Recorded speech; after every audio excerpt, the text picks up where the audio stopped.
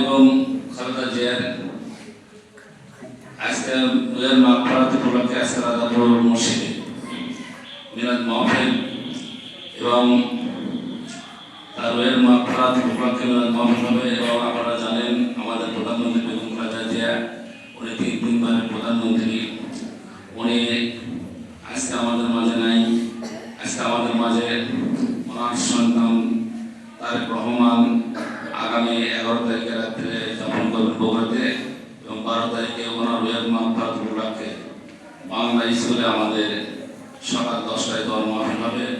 আপনারা ইনশাআল্লাহ ওখানে সবাই আপনাদের দাওয়াত থাকলো।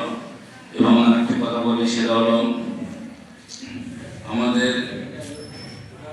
তারেক রহমান 3-4টি 1 মিনিটের সময় চালু হয়ে গেছে।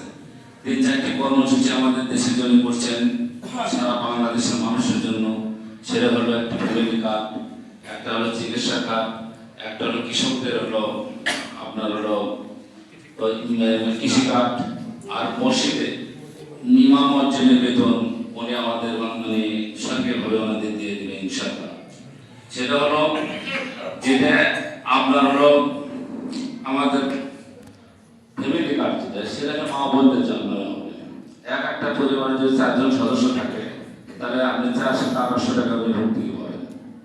2 জন থাকলে 1400 টাকা, 5 জন থাকলে 500 টাকা, 3500 টাকা। এটা মা বোনদের জন্য একটা কাজ করা হয়েছে।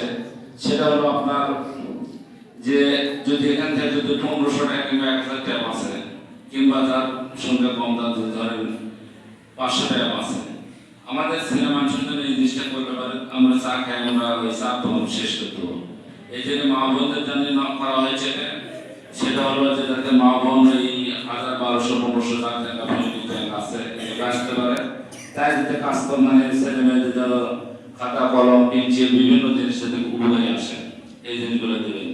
মানে সেই কারণে মা বোনদের জন্য করা। আর চিকিৎসা কার্ড প্রতিটা ঘরে ঘরে আপনার চিকিৎসা কার্ড হবে।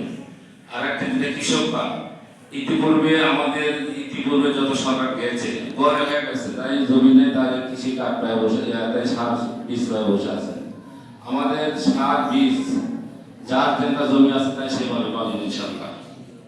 আর আমি বেশি করে বলতে চাই না, এই মসজিদ যেহেতু আল্লাহর ঘর, এই মসজিদে আমি ব্যক্তিগতভাবে আমি মসজিদে 5000 টাকা ইনশাআল্লাহ দিয়ে দেবো।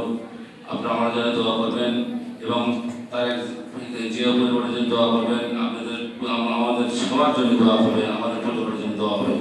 আপনি কেউ যাবেন না ইনশাআল্লাহ। আসসালামু আলাইকুম।